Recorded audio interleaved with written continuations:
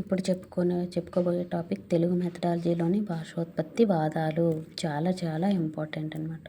ఇందులో important points చెప్పుకుందాం. First భాషోత్పత్తి వాదంలోని ఫస్ట్ది దైవదత్తవాదం. దైవదత్తవాదం దైవం నుంచి వచ్చింది. దైవాలు మాట్లాడుకునే భాష, దైవాలు వాళ్ళు మాట్లాడుకునే భాష మనకి వచ్చింది అనేసి. మానవుడికి ప్రకృతి ద్వారా అన్నింటినీ దైవమే సమకూర్చడని దీని నమ్మకం అన్నమాట. అంటే ప్రకృతి అంటే దైవము అనేసి, ఆ దైవం ద్వారానే ఈ భాష వచ్చింది అనేసి ఈ దైవదత్తవాదంలో చెప్తున్నారు. అయితే మన ఇండియన్స్లోని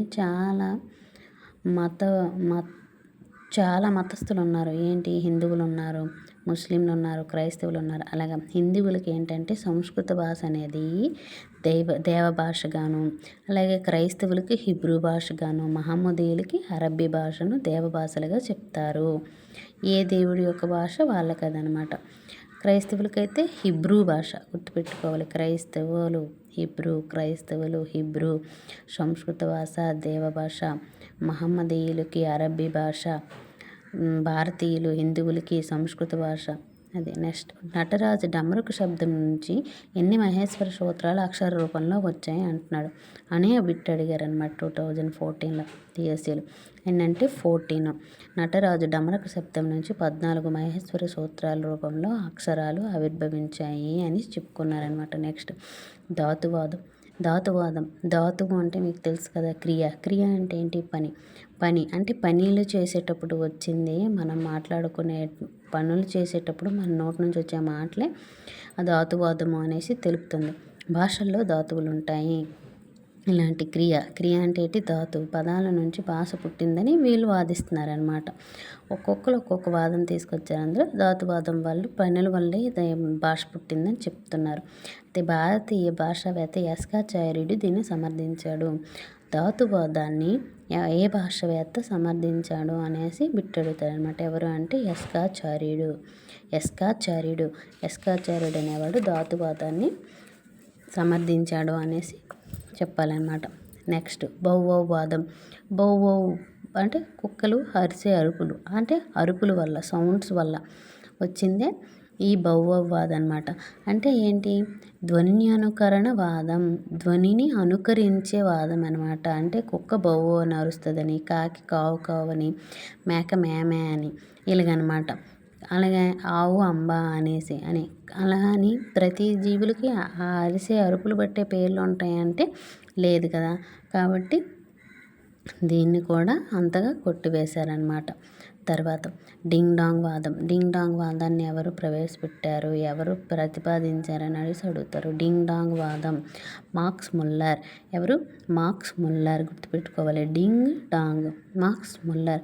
ఇక్కడ 2 డాలు ఉన్నాయి, ఇక్కడ మామాలు ఉన్నాయి అనమాట. ఏదో ఒక విధంగా గుర్తుపెట్టుకోవడం మనకి ఇంపార్టెంట్. అది ఎలా గుర్తుపెట్టుకోవడం అనేది అవసరం అనమాట. బిట్టు మిస్ అవ్వకూడదు. నెక్స్ట్, ఇందులో ఏం చెప్తున్నాడంటే ప్రకృతి లయాత్మకం, ప్రతి పదార్థం ప్రకంపనలు కలిగి ఉంటుంది. అంటే ఇప్పుడు మనం ఒక ప్లేట్ని కింద పడేసామనుకుంది, టింగ్ టంగ్ అలా ఏదో ఒక సౌండ్ వస్తుంది అనమాట. అలా అనమాట. గుసగుసలు, కటకట, జిగ్జాగ్ ఇవన్నీ ప్రకంపనలు, సౌండ్స్ అనేసి దానివల్ల వచ్చింది అనేసి, భాష దానివల్ల వచ్చింది అనేసి డింగ్ డాంగ్ వాదం వాళ్ళు వాదిస్తున్నారనమాట. దాన్ని ఎవరు ప్రవేశపెట్టారు, మార్క్స్ ముల్లర్. డింగ్ డాంగ్ వాదానికి మరొక పేరు ఏంటి అంటే ప్రకంపన వాదము. నెక్స్ట్, దాన్ని ఎవరు నమ్మలేని అశాస్త్రీయం అనేసి కొట్టుపెట్టేస్తారు. తర్వాత పూపూ వాదం, దాన్నే టట్టట్ వాదం అని కూడా అంటారు. దీనికి ఇంకొక పేరు ఏంటంటే సాంకేతిక వాదం. ఈ మారు పేర్లు కూడా మనం చూసుకోవాలన్నమాట. మానవులు తమ భావాలను వెల్లడించడానికి వివిధ అవయవాలను క్రమంలో కదుపుతూ కొన్ని ధ్వనులు చేస్తారనమాట. అంటే మన బాడీ పార్ట్స్ని ఒక్కోసారి చూడండి చిటికలు వేసి కానీ అలాగా ఒక్కొక్క దానికి ఒక్కొక్క ధ్వనులు చేస్తామన్నమాట, అవయవాళ్ళు కలిపేసి. అలాగా అంటే తలను ఊపడం కానీ అలా అనమాట. దానికి కదలికల ద్వారా వచ్చింది ఈ పూపూ వాదం అనేది చెప్తున్నారనమాట. దాన్ని కూడా కొట్టివేసేసారనమాట. నెక్స్ట్ యెహోవా వాదం అనమాట. యెహోవా అనే వాదాన్ని ఏం చెప్తుందంటే బరువైన పనులు చేసేటప్పుడు ఉశ్వాస నిశ్వాసాలు మనకి అమ్మయ్య అలా అంటాం కదా, అలాగా అనమాట. ఇప్పుడు మనము పడవ నడిపేవాడు అలాగే ఐలెస్సా ఇలా ఇలా అంటుంటారు కదా. అంటే మనం ఏదైనా పని చేసేటప్పుడు వచ్చేటటువంటి ధ్వనుల ద్వారా భాష పుట్టిందని ఇది చెప్తుందనమాట. దీన్ని కూడా కొట్టివేశారు. నెక్స్ట్ ఇంకొక వాదం వివక్ష ప్రేరణావాదం. ఇది ఏం చెప్తుంది? ఆనందం, దుఃఖం, ఆశ్చర్యం వంటి భావోద్వేగాల వ్యక్తీకరణ కోసం చేసే ప్రయత్నం నుంచి శబ్దాలు పుట్టాయి అని అంటారనమాట. అంటే ఉద్వేగాలు మన ఎమోషన్స్ నుంచి భాష పుట్టింది అనేసి చెప్తున్నారు. ఏది చెప్తుంది అది? వివక్ష ప్రేరణ వాదం. వివక్ష ప్రేరణ గుర్తుపెట్టుకోండి. అంటే మనకు వచ్చే బాధల వల్ల కానీ మనకు వచ్చే ఆనందం వల్ల కానీ ప్రేరేపితమైనప్పుడు వచ్చే మాటల ద్వారా వచ్చేదే భాష అనేసి వివక్ష ప్రేరణవాదం చెప్తుందనమాట.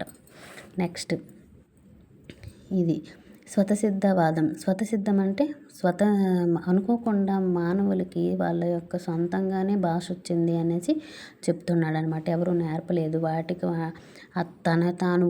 తను మాట్లాడాలనుకున్నప్పుడు తనకు సొంతంగా వచ్చాయి అనేసి చెప్తుంది అనమాట. ఈ స్వతసిద్ధవాదాన్ని ఎవరు ప్రతిపాదించారంటే చామ్స్కీ అనే హేతువాది దీన్ని ప్రతిపాదించాడు. దీన్ని ఇప్పుడు ప్రస్తుతం ఆధునిక భాషావేత్తలు అంగీకరిస్తున్నారనమాట. ఓకే చేశారనమాట.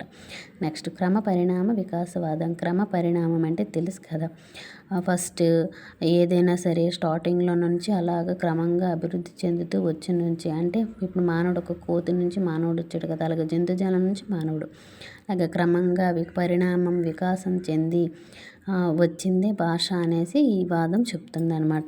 నెక్స్ట్ సంపాదనవాదాన్ని అనుభవవాదం ఆధారంగా ప్రతిపాదించారనమాట. దీన్ని అనుభవవాదం అని కూడా అంటారు. ఇదేంటంటుందంటే పుట్టుకతో భాష రాదు అంటుంది. పుట్టుకతోనే భాష వస్తుందని చెప్పింది చామ్స్కీ స్వతసిద్ధవాదంలో. ఈ సంపాదనవాదం ఏం చెప్తుందంటే పుట్టుకతో భాష రాదు, నేర్చుకుంటే వస్తుంది. మనము మన పేరెంట్స్ దగ్గర ఉండేటప్పుడు నేర్చుకుంటాము, చుట్టుపక్కల వాళ్ళు మాట్లాడేటప్పుడు నేర్చుకుంటాము. దాని గురించి చెప్తుంది ఈ సంపాదనవాదం అనమాట. దీన్ని ఎవరు ప్రవేశపెట్టారంటే బిఎఫ్ స్కిన్నర్ తన ప్రయోగాల ద్వారా ప్రవేశపెట్టాడు సంపాదనవాదం. ఒకసారి వివరాలుగా చూసుకుందాం. సంపాదనవాదాన్ని అనుభవవాదం అంటారు. అనుభవవాదాన్ని ప్రవేశపెట్టిన వారు బిఎఫ్ స్కిన్నర్. స్వతసిద్ధవాదాన్ని చామ్స్కీ ప్రవేశపెట్టారు. నెక్స్ట్ ఇంకేమున్నాయి? డింగ్ డాంగ్ వాదాన్ని మార్క్స్ ముల్లర్ ప్రవేశపెట్టాడు. ఇవి భాషోత్పత్తి వాదాలు.